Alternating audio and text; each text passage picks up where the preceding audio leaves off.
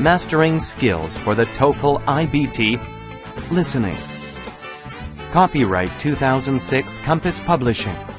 All rights reserved.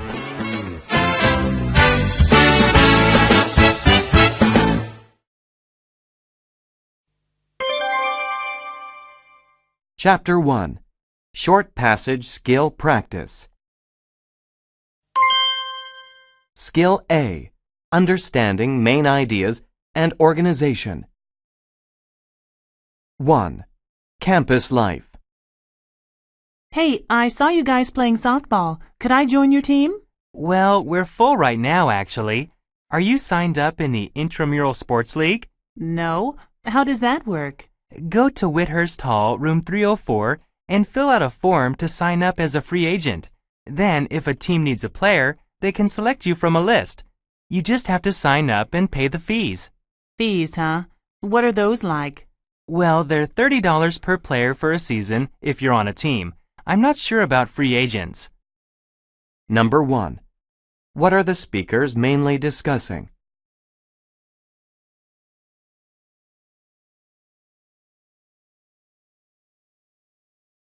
Number 2. How does the man help the woman?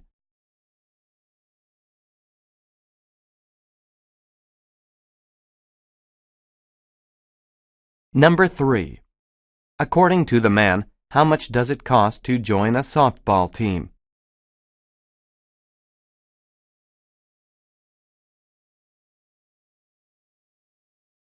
Two. Sociology. Could you explain the differences between pre-industrial, early industrial, and mature industrial populations again? Of course. A pre-industrial population, like, say, a tribe, has a high death rate and a high birth rate.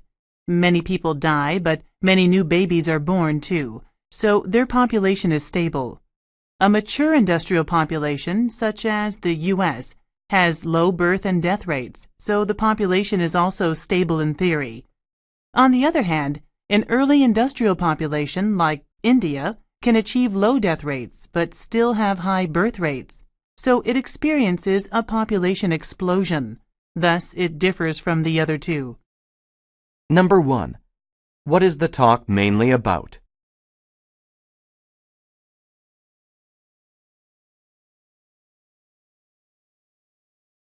Number 2. What are two key features of a pre-industrial population? Choose 2 answers.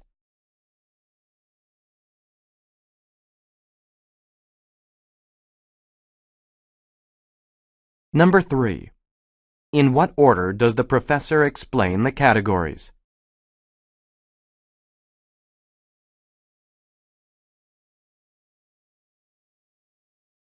Three. Literature. I noticed that many of you wrote in your term papers that Shakespeare invented the sonnet. This is a fallacy. Shakespeare did popularize the sonnet in England, but it had been in existence in Italy for 2 centuries before that.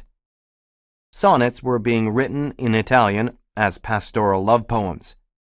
If you recall from earlier lectures, it was Petrarch who refined the form and set the standard for the Italian sonnet with 2 parts, the first part being 8 lines and the second part 6 lines. Shakespearean sonnets, on the other hand, have 4 parts, 3 quatrains or 4-line parts, and 1 couplet or 2-line part. Number 1. What is the talk mainly about?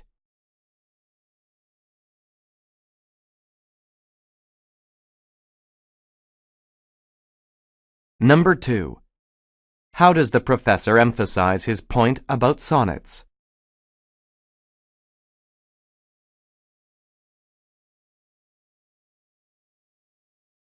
Number 3. According to the professor, where did sonnets exist before Shakespeare wrote them?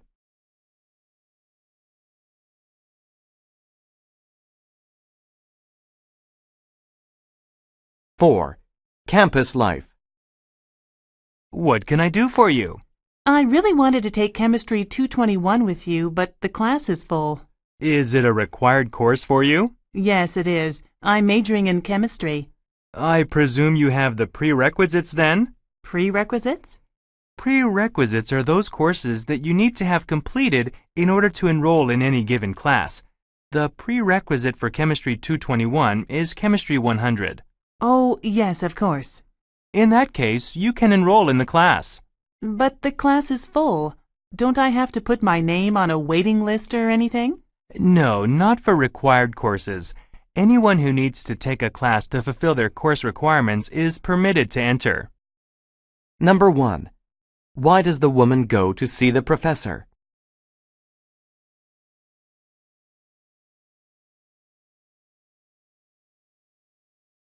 Number 2. How does the professor explain prerequisite? Choose 2 answers.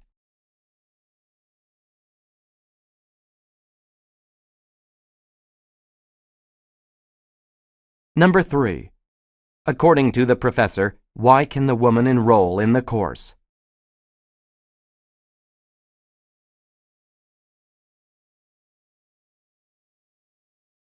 Five.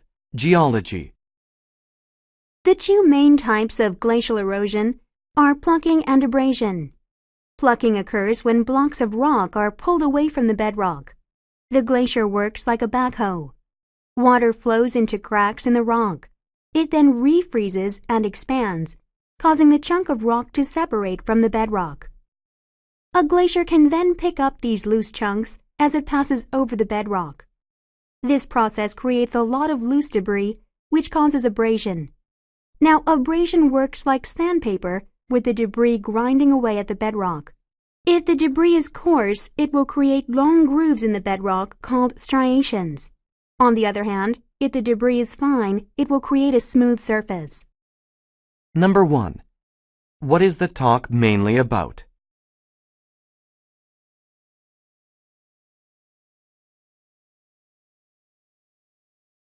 Number 2.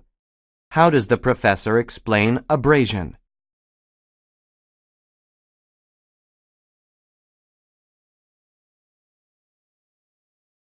Number 3. What does the professor say about abrasion with coarse debris?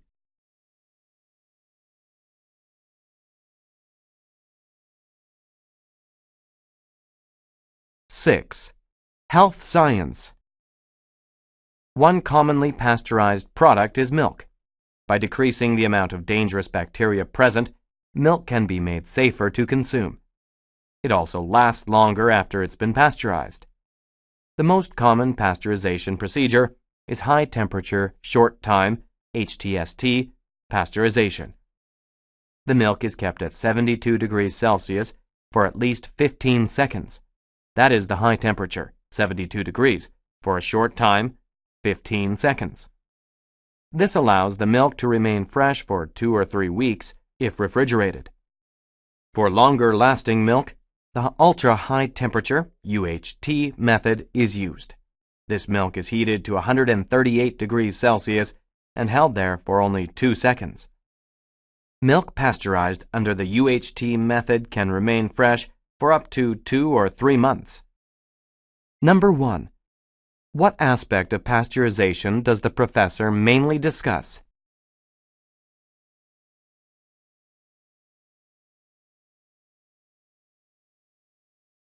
Number 2. How does the professor explain the effect of pasteurization on the shelf life of milk?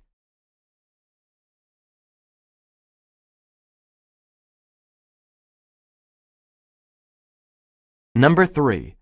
What are 2 key features of the ultra-high temperature pasteurization process? Choose 2 answers.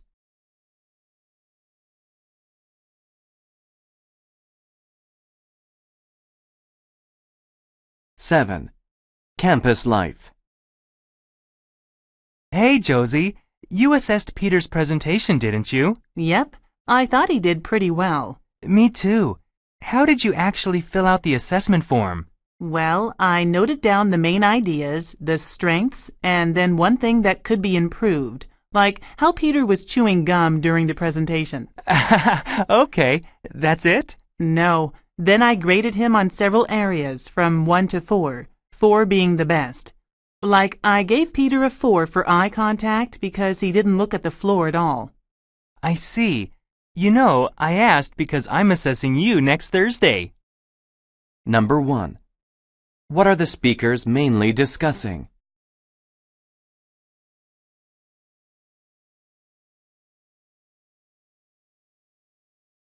Number 2. How does the woman explain the procedure?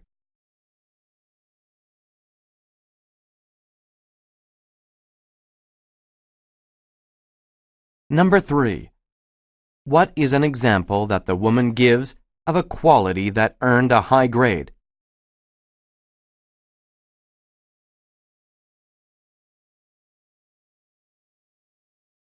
Eight.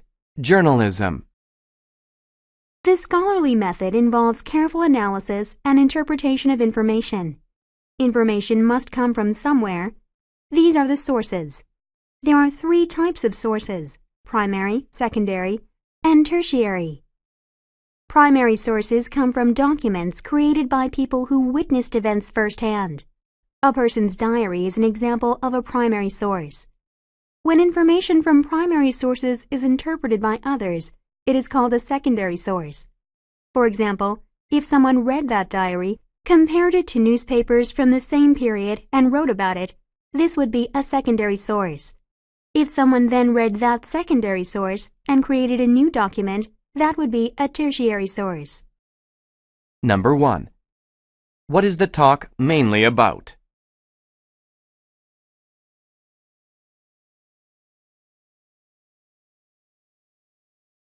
Number 2. How does the professor explain the different sources of information?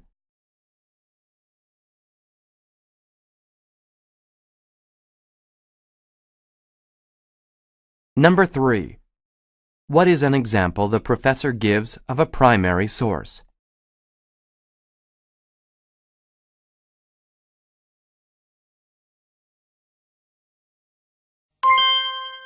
Skill B. Understanding details and facts. 1. Campus life. I'd like to audition for the jazz band. What is your name and instrument? I'm Roger Watkins, and I play the trumpet. Okay, that's Roger Watkins on trumpet. Do you have any pointers for how to prepare for the audition? Well, you will be tested on style, tempo, dynamics, scales, tone, range, and sight reading. That's a lot of stuff. What is the most important? You'd better have your scales memorized and be ready for sight reading. I know my scales. I've played the trumpet since middle school, so I'll focus on my sight reading. On the day of the audition, be sure to arrive early and give yourself plenty of time to warm up. That's very important. Number 1. What does the man need from the woman?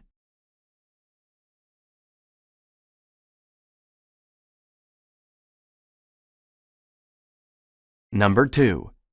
What does the woman advise the man to do?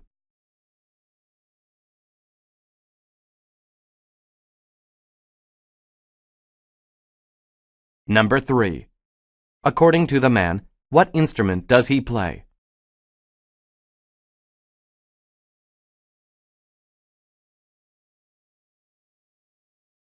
Two. History. Alexander the Great began his quest to conquer the world at the age of 20, when he became the king of Macedonia. That's probably the same age as many of you here. He and his army defeated the then powerful Persian Empire and continued to acquire vast amounts of territory. At the time of his death, he ruled the largest Western empire of ancient times. Some remember him as a charismatic leader whose purpose was to foster East-West relations. Others say he was a brutal killer who was only interested in personal glory. Most historians, though, do agree on one point. He was a brilliant military strategist and leader. Number 1. What aspect of Alexander's career does the professor mainly discuss?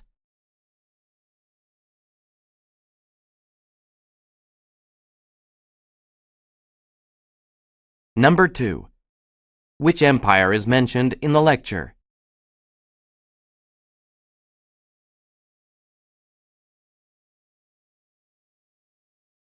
Number 3. What are the characteristics for which Alexander is remembered? Choose 3 answers.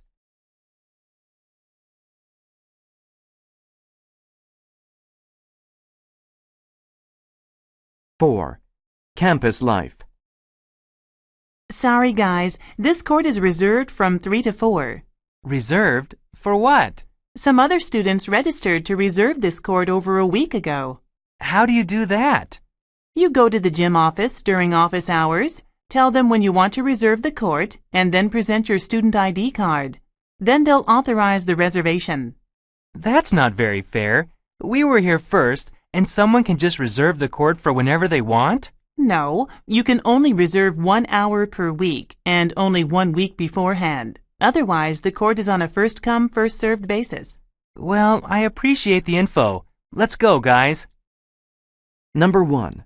What is the discussion mainly about?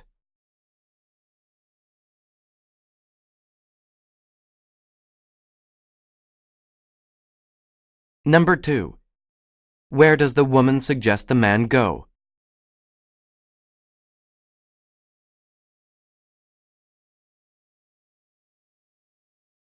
Number 3. According to the woman, what does a student need to show the office?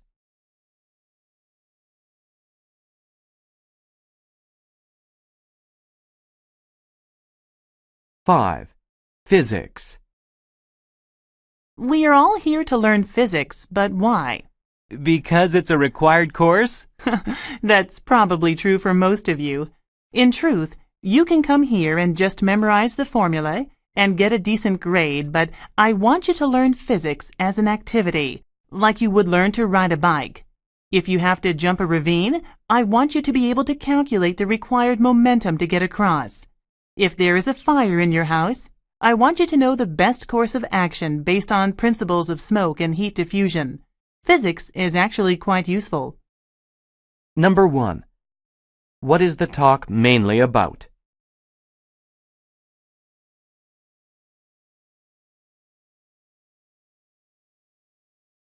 Number 2.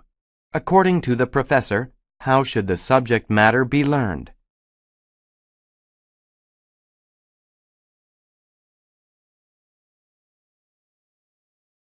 Number 3.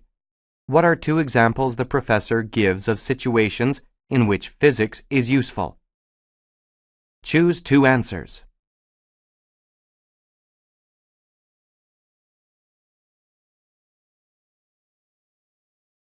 Six. Art. Masks have a long history in Western civilization, going as far back as the Greeks. They were first used in religious rituals to impersonate the god Dionysus. Obviously, rituals were not meant for entertainment, but these impersonations led to full theatrical productions. Greek masks were made from painted leather or canvas, and like other masks you may be familiar with, these Greek masks exaggerated facial features.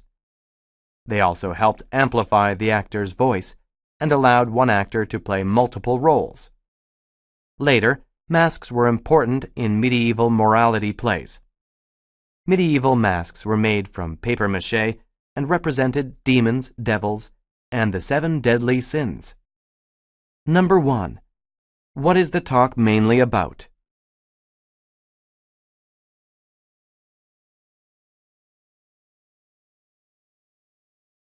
Number 2. According to the professor, how were medieval masks different from Greek masks?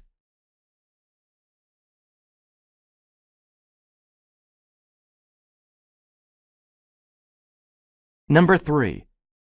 What is an example the professor gives of a way in which masks assisted Greek actors?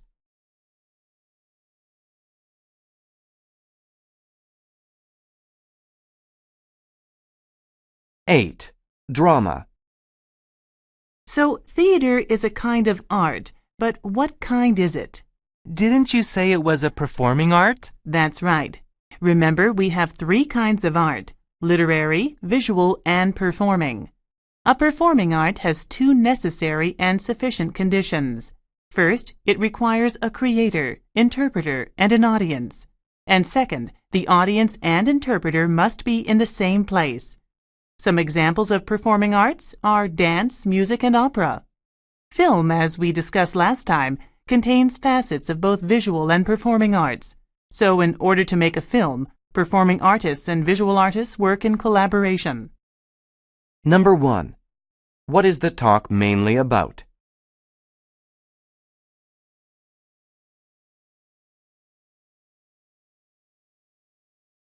Number 2. According to the professor, what are the 3 kinds of art?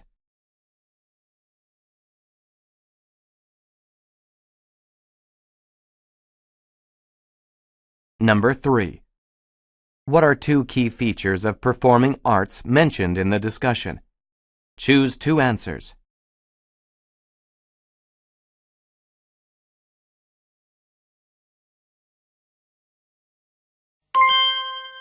Skill C. Determining reasons, purposes, and attitudes. 1. Campus life. How do you always pull off such high grades in English, Harry? I use a computer flashcard program to remember the irregular forms. It makes studying kind of fun. Huh? How does that help? Well, it displays a verb, like freeze for example. Then I have to type in the simple past and past participle forms. That would be froze and frozen, right? Right.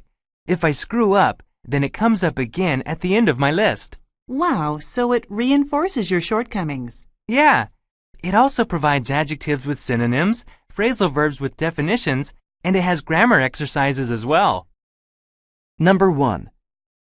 What does the woman want the man to do?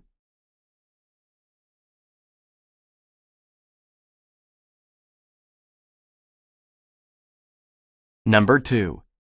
Why does the man mention the verb freeze?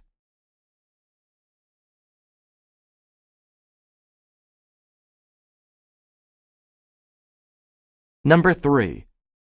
What is the man's attitude toward studying English?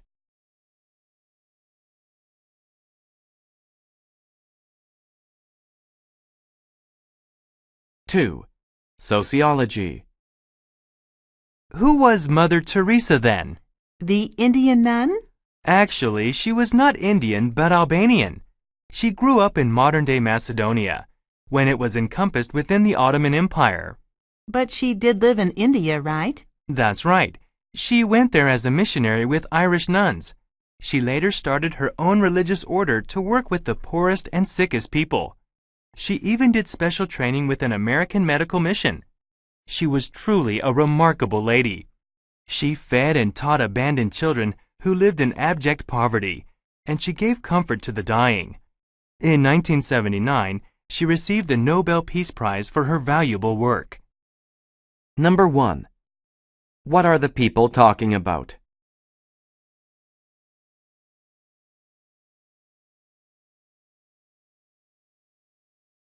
Number 2. Listen again to part of the conversation. Then answer the question. Who was Mother Teresa then? The Indian nun? Actually, she was not Indian but Albanian. Why does the man say this? Actually, she was not Indian but Albanian.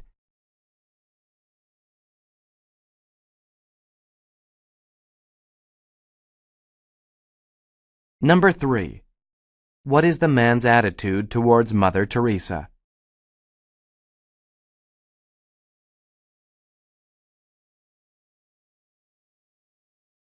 Three. Ecology. What exactly are the problems with the intertidal pools on the California coast? For one thing, intertidal pools were once some of the most bountiful reservoirs of marine life on the planet. It's now difficult to find a single animal in them, mainly due to poaching and a lack of education. People remove buckets of snails from the pools and use them as fishing bait. Or they pour chemicals in the pools to catch baby octopuses. It's shocking. Or they scrape pool rocks bare to collect barnacles. Most people are unaware that these areas are protected by law. Number 1. What are the reasons for the low number of animals now found in California's intertidal pools? Choose 2 answers.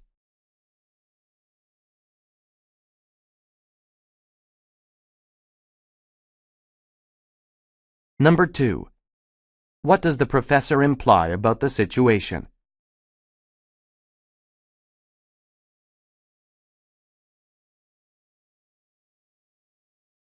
Number 3.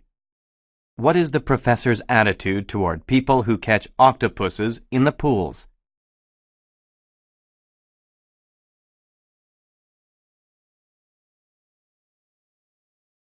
Six. Campus life. Did you hear the weather report, Jenny? It looks like the weather will clear up by Friday. Awesome! That means we can take our class trip to the mountains after all. I was afraid our prof would have to cancel it. I am really looking forward to the hike. Yeah, this will be my first time hiking in the mountains. Are you kidding? They're so close.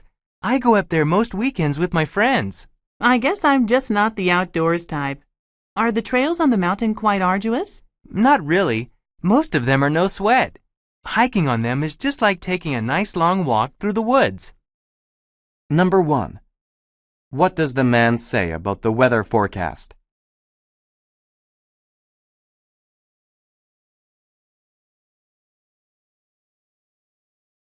Number 2. Why are they happy to hear the weather forecast for Friday?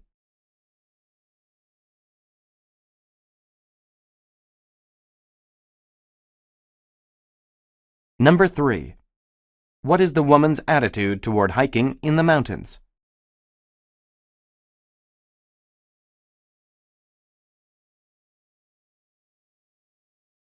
Seven. Paleontology. 65 million years ago, dinosaurs were ubiquitous. Then, they all seemed to die very suddenly. So what happened? Many scientists believe that the dinosaurs were wiped out by a colossal meteor. According to this theory, a meteor 10 kilometers wide hurtled into the Earth. This collision propelled dust and dirt into the sky. Imagine a really cloudy summer day. It's a lot cooler, right? Well, every day was like that for a long time after the collision.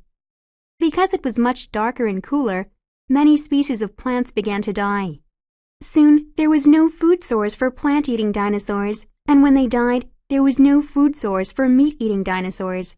The only animals to survive were small ones able to subsist on many different kinds of food. Number 1.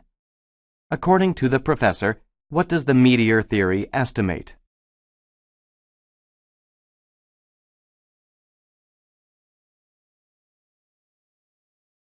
Number 2. Why does the professor mention a meteor?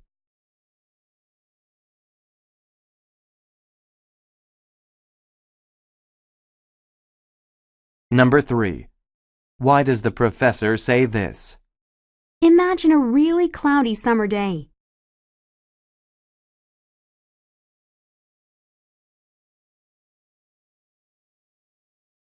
Eight. Campus life. I'm having problems logging into the SpanView system. It alleges my password is invalid.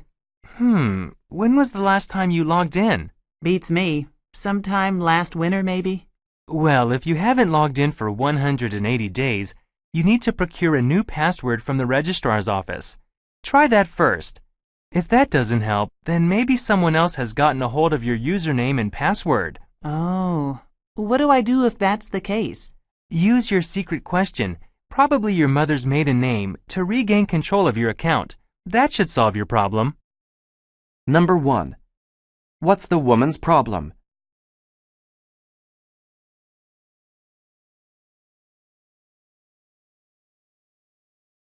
Number 2. Why does the man ask this? When was the last time you logged in?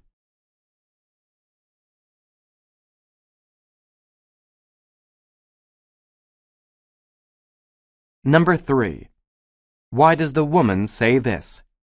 Beats me. Sometime last winter, maybe?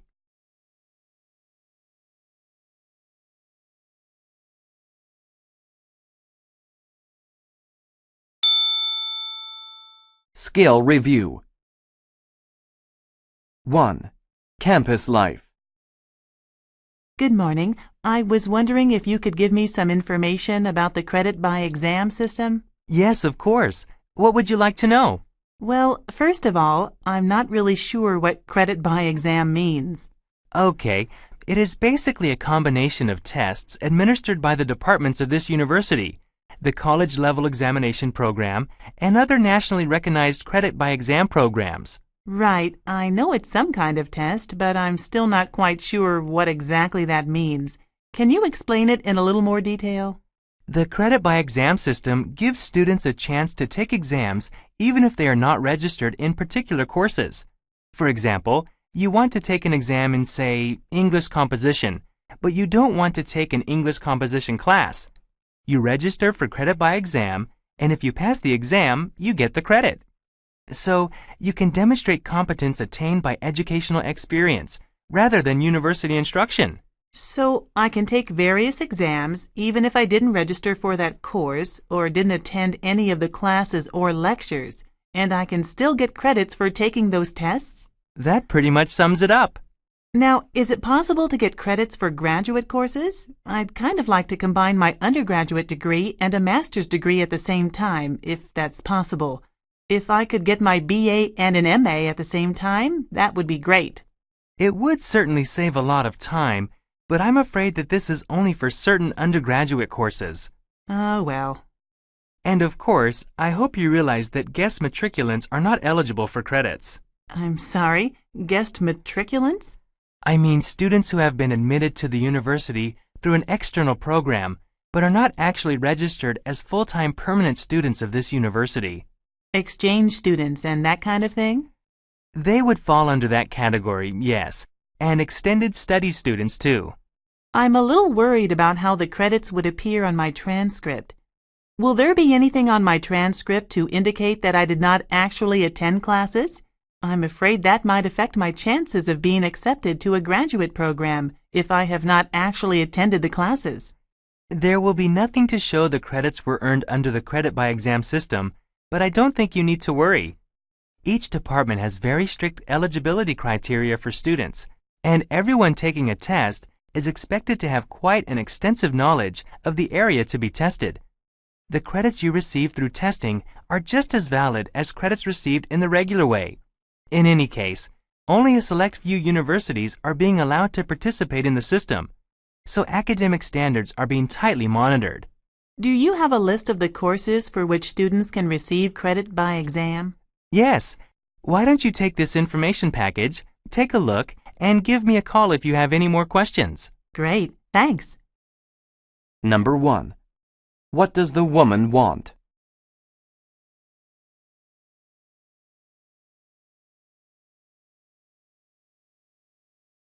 Number 2. How does the man explain credit by exam? Choose 2 answers.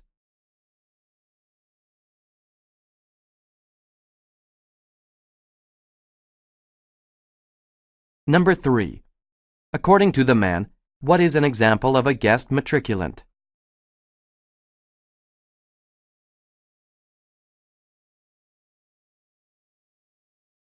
Number 4. According to the woman, what might be a problem with earning credits this way?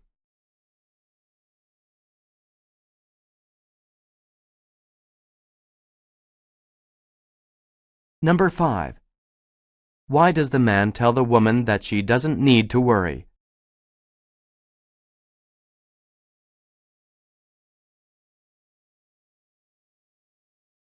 Number 6. What does the woman mean when she says this? Exchange students and that kind of thing?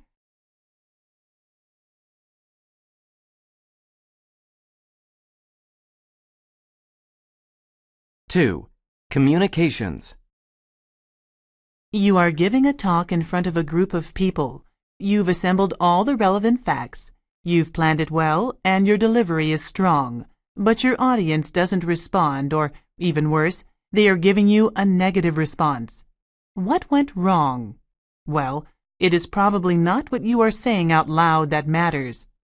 The problem stems from what your body says, or in other words, your body language. By body language, I mean things as simple as the way you stand, or, say, folding your arms across your chest. Body language includes the gestures and movements people make when they communicate. I can't stress enough how important this is. All too often, people just don't pay attention to their body language. If we go back to our earlier scenario of giving a talk for a moment, You might think you are communicating a clear message when you speak. But if your body is sending a different message, well, then your audience is just not going to react as you had hoped. You think you are a competent speaker, but if they see you slouching, not making eye contact, or pulling your earlobes, the audience will not feel confident that they can trust what you are saying. They may even stop listening. You know, we start to read each other's body language from a very young age. Anytime we speak, the other person is checking our gestures and movements to see if they match what we are saying. You may not be aware of doing this, but we all do it. It comes naturally and is something we learn to do very well over time. If you think about your friends or your coworkers, for example, after a while you get to know their moods just by observing their body language or gestures. You know, your boss has a certain facial expression when he or she is upset, or maybe one of the guys in your office taps his fingers on his desk when he is feeling irritable. An effective communicator will use what he or she sees in other people and take advantage of it. Even more important, however, is knowing and understanding your own body language. If you can exert a certain degree of control over the messages given by your body, you will be able to manipulate the responses of other people. You need to be aware of what your body is saying if you hope to succeed. Let me ask you a question. When we meet people and talk to them, they receive information from us. What percentage of that information comes from what we say? I mean, the words we use when we speak. Any guesses? Yes? Maybe 75%? Good guess, but I'm afraid not. Anyone else? I'd say about 50%. Wrong again. Would you believe that just 10% of the information is in the words? That means that 90%, the vast majority of that information, is in our gestures, our expressions, our tone of voice, and, well, all of the other stuff. Now, I'd like to give you some examples of body language that you might like to consider in your daily life. We don't have much time, so I'll focus on just a few aspects. Remember, I'm just giving you an introduction here. I'm sure you'll recognize a lot of these as things you often do yourself. Eye contact. How do you feel when you are talking to someone and they make very little or no eye contact? You feel they are disinterested, don't you? Or what if they make too much and they seem to be staring? Either way, you are not going to form a very good impression of that person. Most of us do it all the time, but folding your arms across your body is very negative. It says, "Don't approach me, don't come any closer." That is not something you want to say at a job interview. Hold your body upright, keep it open and relaxed, and align yourself to place your body face to face with the other person.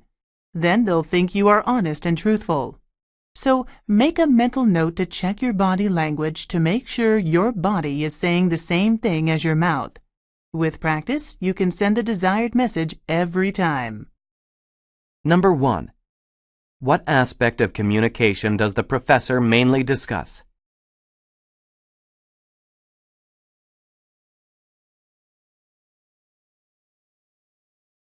Number 2. How does the professor emphasize her point about the importance of posture and gestures?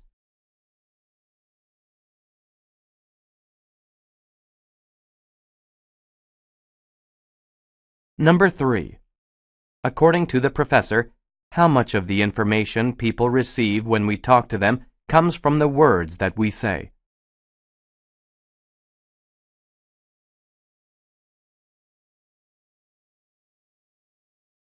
Number 4. According to the professor, why is it important to know and understand your own body language?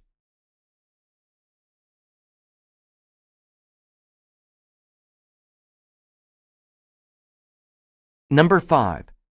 Why does the professor mention eye contact?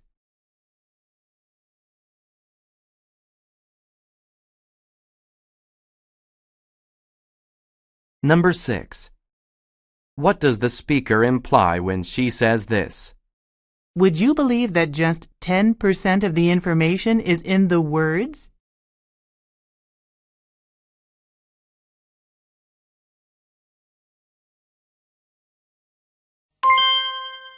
Skill D. Matching words and categories.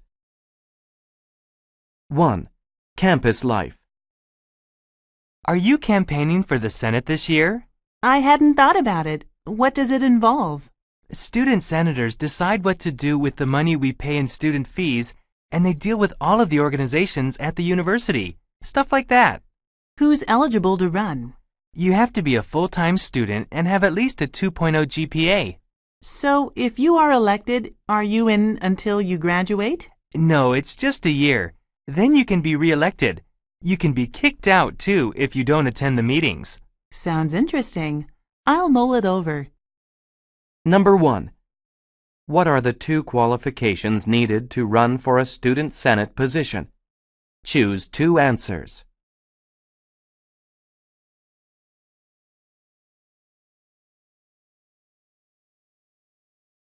Number 2. What does the student mean when he says this? Stuff like that.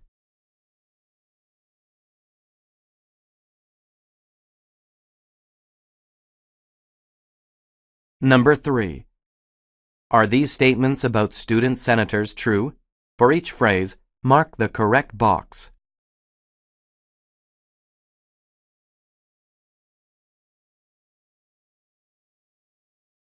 Two.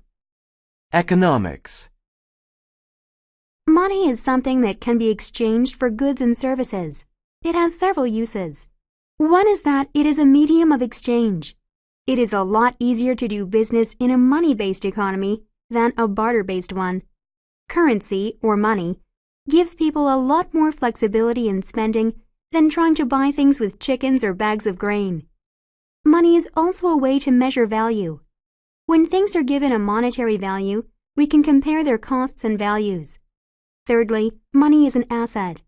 We can put aside some money and use it at a later date. Number 1. What are the uses of money mentioned in the lecture? Click on 3 answers.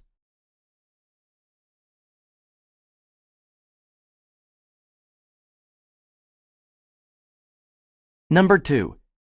What does the professor imply when she says this?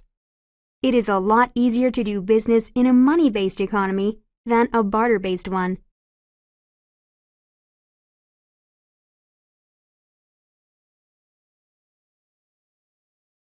Number 3. Is each of these statements discussed in the lecture? For each phrase, mark the correct box.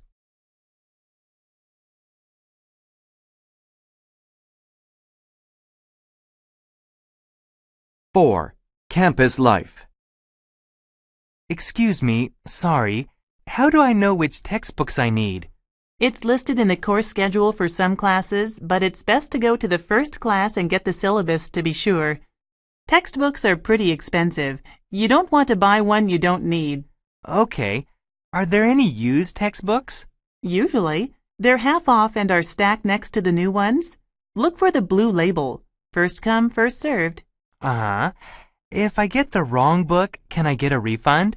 Yes, within 7 days of purchase. However, you must bring back the receipt, and the book must be in the same condition as when you bought it. Number 1.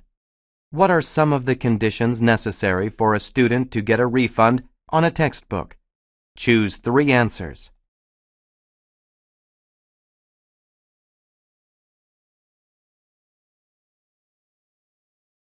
Number 2.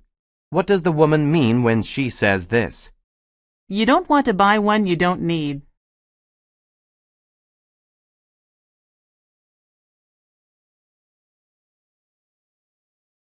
Number 3. Are these statements true based on the information in the conversation? For each phrase, mark the correct box.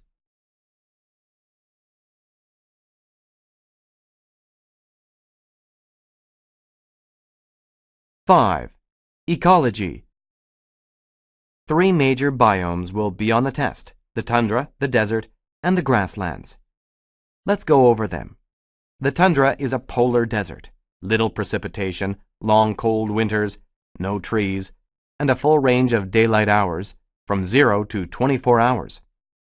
Grasslands are found inland, have hot summers and cold winters. Grasslands get 15 to 30 inches of rainfall annually.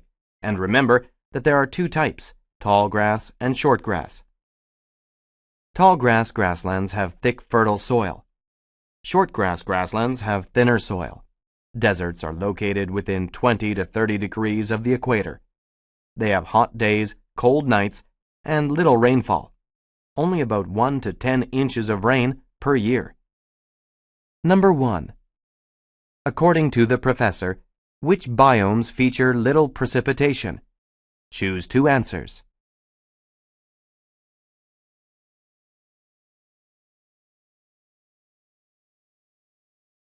Number 2.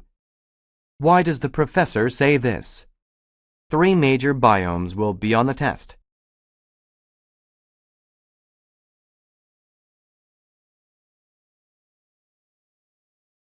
Number 3. Are these statements true about shortgrass biomes? For each phrase, mark the correct box.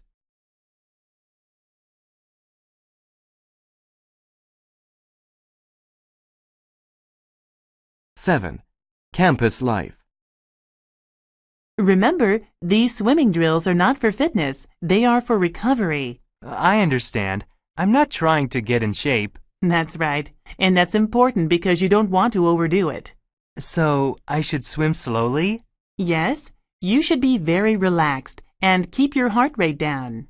So, what is the goal of these sessions? The most important thing is getting your balance. The goal is to have perfect form throughout the session. Your neck and spine should be aligned at all times. How is that possible? Only your hips and your chin rotate. Okay, I'll try. Number 1. According to the instructor, what is the main goal of the swimming session?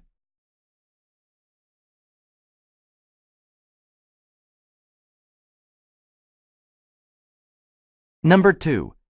Why does the man say this? I'm not trying to get in shape.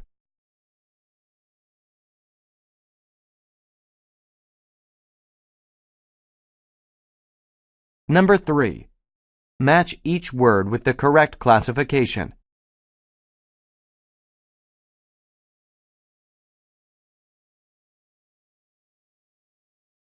Eight. Botany. The fruit of a rose is called the hip. Most rose hips are red, but a few species, like Pimpinellifolia, have dark purple or black hips. Each hip typically contains 5 to 25 seeds enclosed by stiff hairs. The hips of some species, particularly Canina and Rugosa, are very high in vitamin C, making them a vital food source for some birds. Now, I'm sure you are all well aware that most rose plants have thorns. They are usually hook-like and have evolved to help these plants hang on to other plants when growing over them.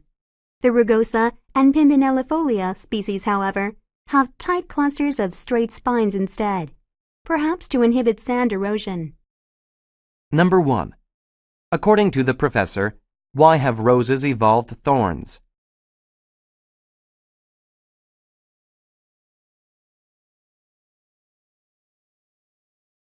Number 2.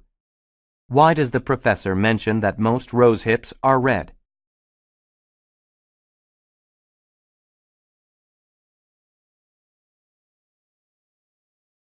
Number 3. Match each word or phrase with the correct category.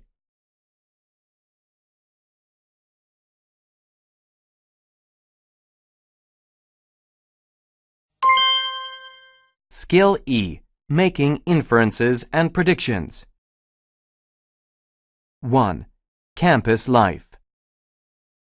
Your English is really progressing, Maria. It's all thanks to my language partner. What do language partners do? Well, they get together with foreign students for 1 or 2 hours a week and help them practice casual conversation. Is that all? No, most partners explain Canadian culture and go to concerts and parties together.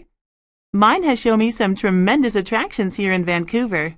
Isn't it kind of expensive? No, the partners are all volunteers. It's a great way to make friends and practice English with a native speaker at the same time. My partner has really helped me adjust to life in Canada. Number 1. Are these statements about what language partners do true? For each phrase, mark the correct box.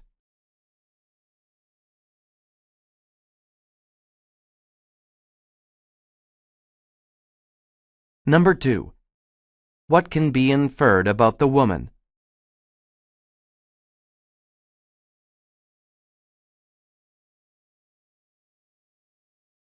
Number 3.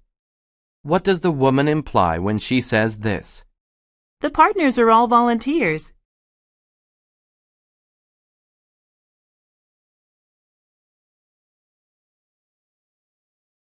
Two. Physics. What is the truth about light wave theory? For many years, scientists were in disagreement. Newton hypothesized that light traveled faster in a denser medium, like a wave.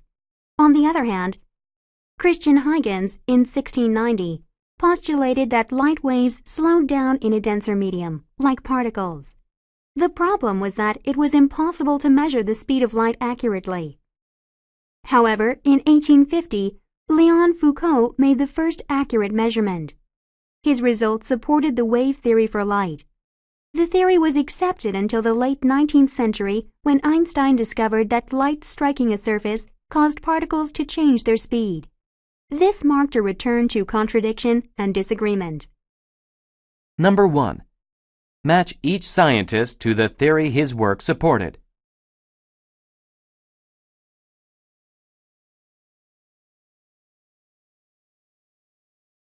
Number 2. What will the professor probably discuss next?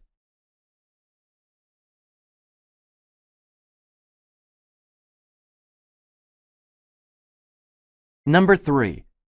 What does the professor imply when she says this? This marked a return to contradiction and disagreement.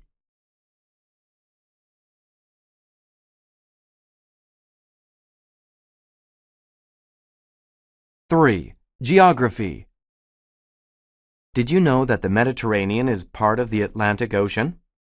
Though attached to the Atlantic, it is also a sea almost completely flanked by land. Europe to the north, Africa to the south, and Asia to the east. That is how it got its name. The name of this body of water comes from the Latin medi, which means middle, and terra, which means land. So even though it's a huge body of water, its name literally translates as Middle Land. It has a long history of civilization and was instrumental in facilitating marine transportation in ancient times. Number 1. Is each of these subjects discussed in the lecture? For each phrase, mark the correct box.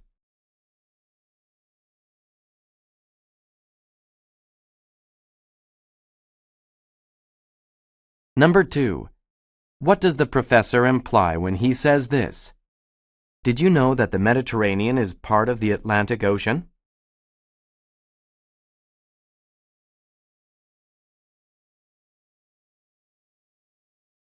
Number 3.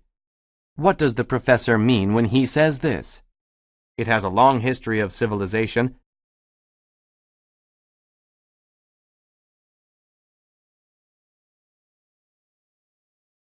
Four. Campus life.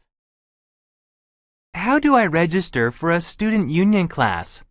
Just head up to the 3rd floor of the Student Union building. Okay, thanks. Oh, wait, is the course you want to take work-related? If it is, you might want to register at the Student Employment Office. Actually, it is. I'm an aspiring bartender. I was hoping to get my bar skills certificate so I could apply for a position in a bar. Is the bar here on campus? Yes. In that case, I would recommend registering at the Student Employment Office. That way you can automatically apply for the bartending job when you register for the course. That's great. Thanks a lot. Number 1. Are these statements about the woman true? For each statement, mark the correct box.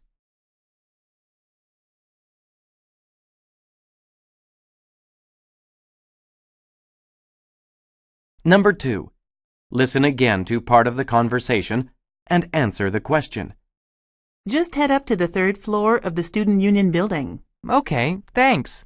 Oh, wait, is the course you want to take work-related? What can be inferred about the woman?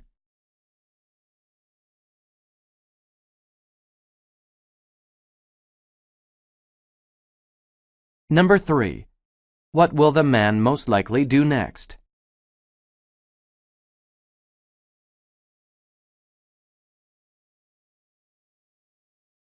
5. Political science. After the First World War, the League of Nations was established for the purpose of settling conflicts between countries peacefully. As we know from the outbreak of World War II, they ultimately failed in their objective. The League lacked strength because it didn't have an army. It relied on its most powerful members to enforce its resolutions, but these countries were reluctant to do so. Britain and France, after World War I, were largely pacifist and therefore reluctant to use force against Hitler's growing military regime. In the 1930s, the fascist powers left the League, and eventually World War II brought an end to the League of Nations. But the League did have one lasting effect. Number 1. Are each of these statements true about the League of Nations?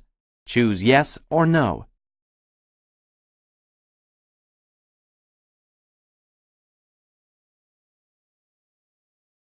Number 2. What does the professor imply when he says this?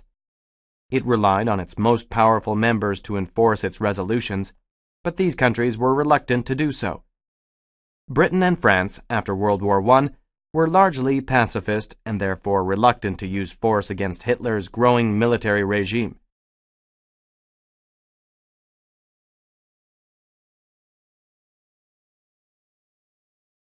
Number 3. What will the professor discuss next?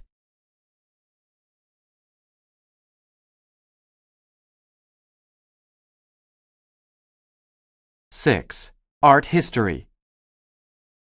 Impressionism was a movement that began in the visual arts and then extended into music. Does that surprise some of you? Impressionist painters broke away from the tradition of creating lifelike depictions. They used light and color to portray the impact or feeling of a subject. And soon after Impressionism was established in art, musicians began applying its maxims to their compositions. They aimed to create the feeling of color and light in their music. Some Impressionist musicians actually composed music as interpretations of paintings. Impressionism in both painting and music aimed to portray the impact or feeling of a subject rather than a literal depiction. So let's listen to a piece and analyze how a composer can do this. Number 1.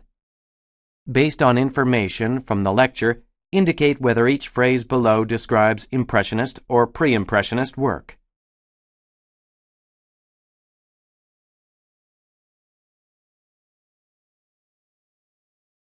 Number 2. What does the professor imply about painters before the Impressionist movement?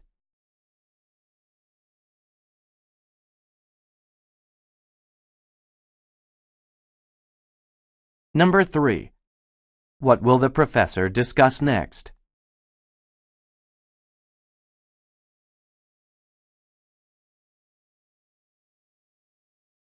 Seven. Campus life. Excuse me, could you tell me where the campus post office is located? It's on the first floor of the Student Union building, next to the information desk. Do you know its hours of operation? 7:30 to 3:30, but during the summer it opens later, at 8 a.m. So from next month it will open at 8 a.m. I see. Do they sell envelopes and stuff like a regular post office?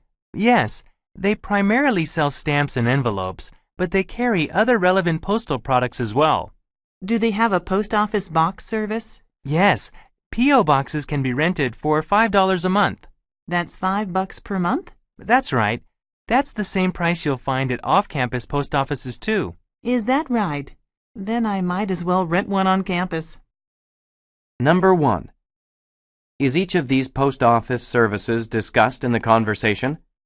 Choose yes or no.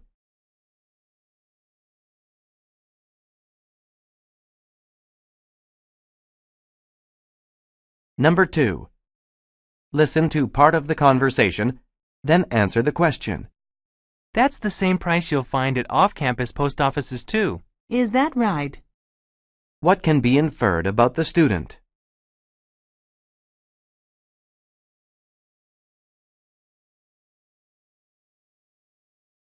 Number 3. What will the woman probably do?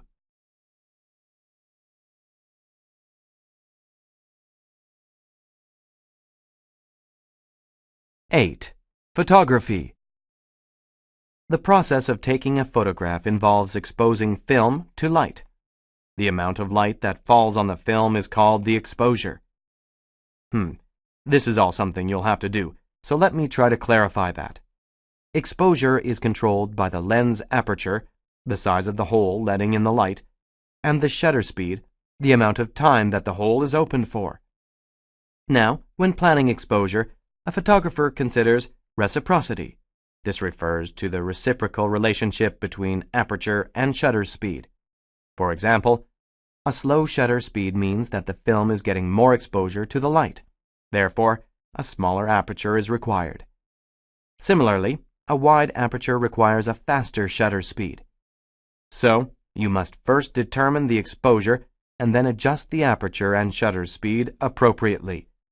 Any guesses about how you can determine this? Number 1. Match each statement with the correct classification.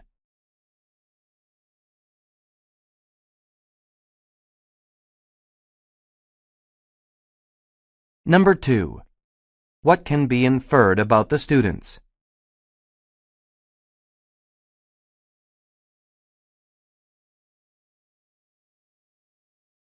Number 3. What will the professor discuss next?